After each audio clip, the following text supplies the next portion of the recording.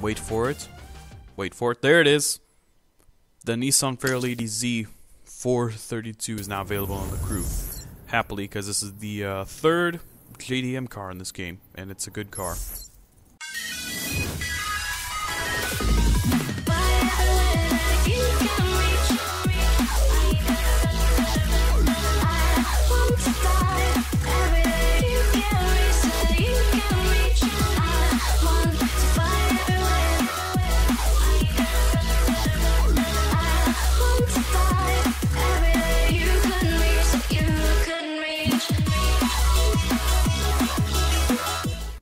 So the Nissan Fairlady Z is finally in the crew, and I'm absolutely happy because I've been waiting for this car for a really long time to come into the crew. I've been waiting for a full month now, and I've been hyping it up. I was like, yes, we're gonna get the JDM car in September, and it finally came on Wednesday. And before you start saying this thing sounds like a Miura, it actually isn't a Miura engine sound that's been recycled into this thing. It's deeper. It's got a lower pitch to it. And it sounds similar, but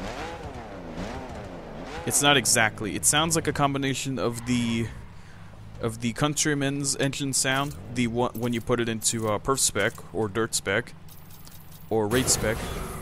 But yeah, it's only got one official rim, sadly, and it's got quite a bit of paints on it available. So here we are with the Nissan Fairlady Z, and it looks absolutely amazing. But as soon as we put the Perf Spec body kit onto this, the Perf Spec kit onto this thing, it's gonna be even better.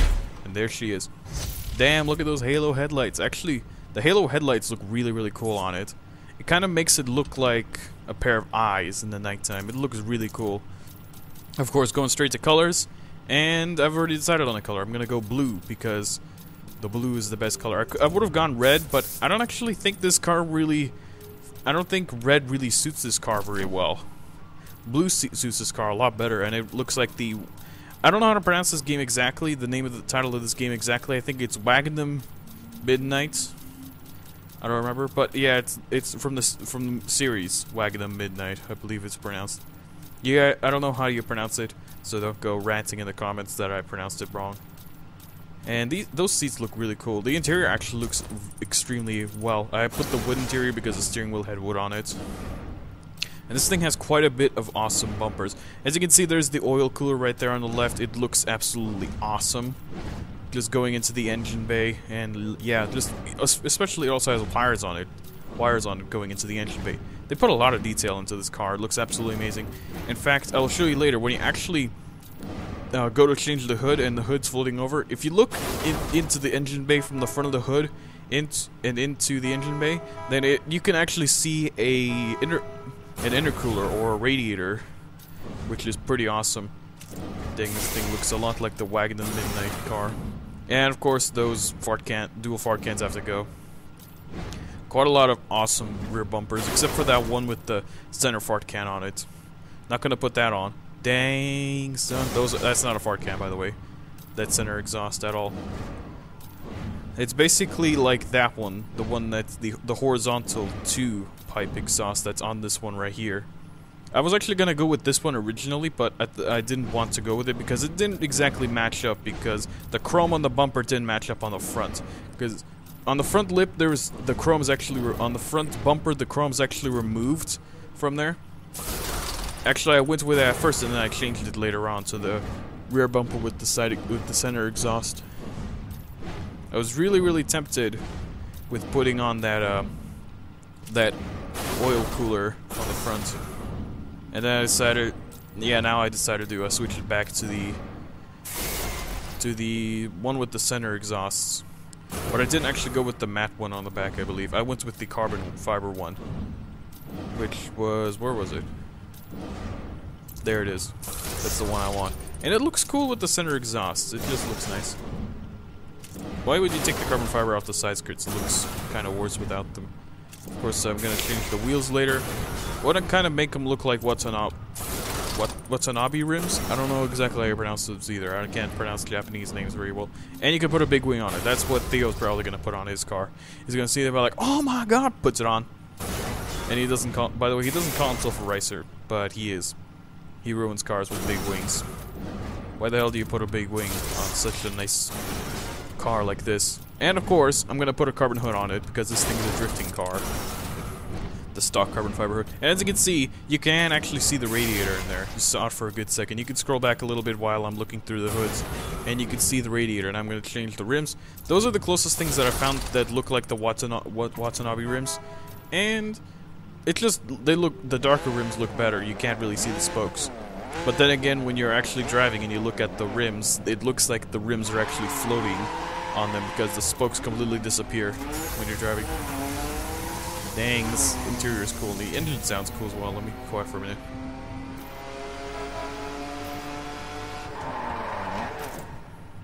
Okay. Enough of the engine sound. Now we're going to do some performance stuff. Just my usual performance stuff. Oh, by the way, when you see me actually customizing this car, I recommend putting 3 grip bonus parts on this thing, because at higher speeds this thing understeers, and at lower speeds it also understeers, but by putting on the 3rd grip bonus part on the differential, you actually get, the understeer reduces. The low speed understeer reduces on this thing, which is a good thing. So yeah, suspension, put some grip on it. And this is actually a pretty light car, by the way. It's very, very responsive. As you can see, it's 2,100 pounds, but as soon as you put the full weight reduction on it, you get 1,834. It's light, but it's not as light as the Alfa Romeo 4C. And the dirt spec car is actually the new lightest car, the dirt spec version of the Nissan Fairlady Z. Yeah, the dirt spec version of the Nissan Fairlady Z is actually the lightest dirt spec car in the game now, which is a good thing. And of course, I'll talk a little bit more about the car, the dirt spec one, in the next episode, which where I'll be customizing it. Now, as you can see, this car actually handles extremely well, as you see right here. Not having any kind of problems except for this, but that's because I'm driving in hardcore. The best way to drive this thing is putting it into sports steering, because in hardcore it'll spin out very, very easily. As you can see right here, on the exit of the corner I spun out while I was drifting, and of course in sport mode this thing drifts like a mofo. It's extremely good at drifting, even on the not on dirt roads. It's better on the streets to drift than it is in the snow. I actually tried drifting it in the snow. It was pretty difficult. If you drifted it on the snow, it actually got a lot of angle in sports steering. I'm pretty sure you can fix that by putting full assistance on, but it's much nicer to drive this thing actually on the... It's much nicer to drive this car on the road and drift it. And it's much more... How would you say it? It's much more... It's much better. I don't know what you would say it, but basically it feels good drifting it on the road because it's legit. It's not like you're drifting it on the snow. It's like, oh, that's not legit, man. Reduced grip on snow. I don't care. But anyway, now we're doing the... I forgot what this event was called. What was it? Observatory Dash. We're doing Observatory Dash with this thing. Now this was actually with my old setup with 2 grip bonus parts, but as soon as I put 3 grip bonus parts on this thing, the understeer reduced a little bit. As you can quite a bit. As you can see, it understeers quite a bit at higher speeds, and I actually have to brake quite a bit, a little bit more than I actually have to do normally with this car. But keep in mind, this is an old car, so the grip limits are going to get to this thing. And the reason why it understeers is because the grip limits. It's got... If you put 3 grip bonus parts on this thing, it has 5,600 grip rating exactly. Which is not good, not bad, but it could have been worse, honestly. But even so, this thing is still a fantastic car just to drive. And even use in events, by the way. I've seen people use this thing in PvP. I didn't show you this, but this thing actually has the fastest top speed without using nitrous in Perf Spec. It's a Perf Spec car, and it does 222 miles per hour with full-on acceleration bonus parts, by the way. 222 miles per hour without using NOS. That's very rare to find with Perf Spec cars. And there's like I said, very, very few of them have that feature.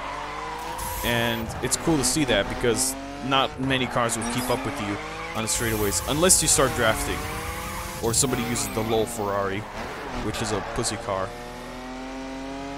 What I mean by pussy car is that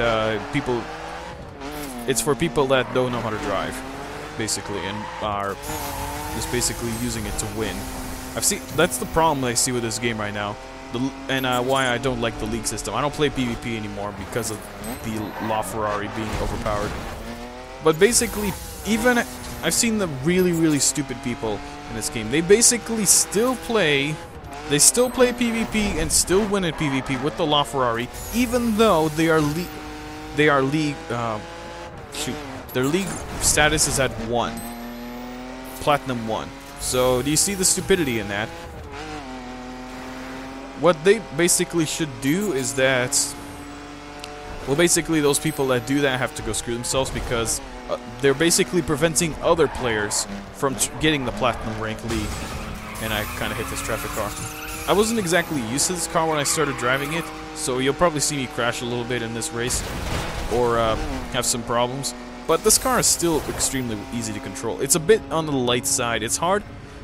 Basically, it's really, really twitchy, but the more you drive it, the more you get used to it, and the easier it becomes to drive. So yeah.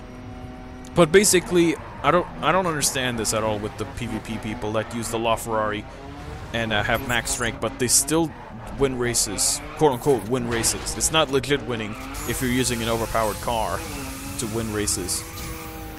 And everybody else doesn't seem to want to do it. I mean, one time I just went into a lobby, and most of the time I actually avoid the Perf Spec races. I immediately go to Street Spec, and that gets rid of a lot of a lot of noobs, basically. They're not well, they're not exactly noobs, but in a sense they are noobish because they use the LaFerrari to win. And that's it. I was able to beat them before, but for some reason I've lost my touch and I'm not able to beat the LaFerraris anymore with my Ferrari 458 Speciale. But that's why I kind of stopped playing PvP. I'm trying to get good at this game again, get my skill back up, start up, and maybe I'll start being a LaFerrari killer again in the Ferrari 458. I've actually seen people defeat the LaFerrari.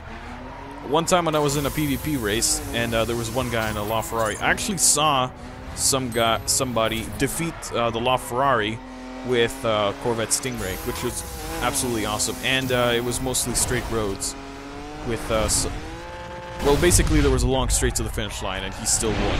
So I guess that's it for this episode. I absolutely love this car. This car is fantastic, great to drive, sounds amazing, looks amazing. Definitely a car to get. I'll see you guys in the next one.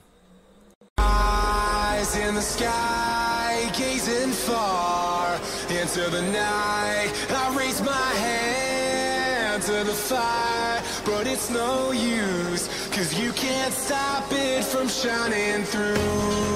It's true, baby, let the light shine through. If you